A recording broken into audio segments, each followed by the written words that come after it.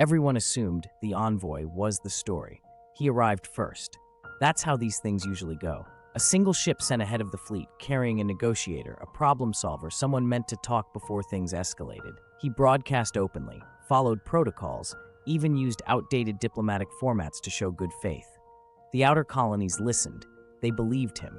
He spoke about compromise, about survival, about avoiding unnecessary loss. He met with local leaders, shared meals, walked their habitats without armor. He looked tired, human, reasonable. The raid started anyway, not openly, not all at once. Supply convoys vanished, listening posts went dark, ships were found drifting with no damage, crews missing, no pattern anyone could prove. The Envoy denied involvement. He sounded genuinely disturbed by it, so the colonies trusted him more. That was the mistake. The other one never announced himself. No transponder, no demands, no ideology. Just a ship that appeared briefly on sensors, then vanished again. When it did act, it acted decisively. One strike, one target, no witnesses. People called him a pirate, a mercenary, a rogue element acting without approval. They were wrong. The Envoy kept trying to stop him, publicly, loudly. He argued for restraint, pleaded for time, promised answers. He worked harder than anyone to end the violence. That's why no one noticed how every failed defense, every miscalculated response, every delayed evacuation followed his advice. When the Envoy was killed, it felt like the turning point.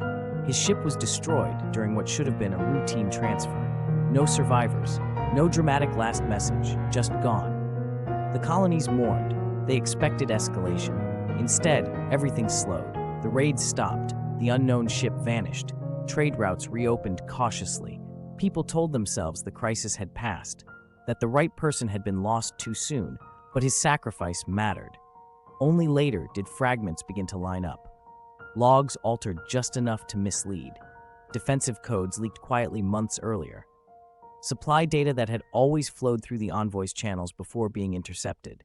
And finally, a recovered recording. Not a confession, not a boast.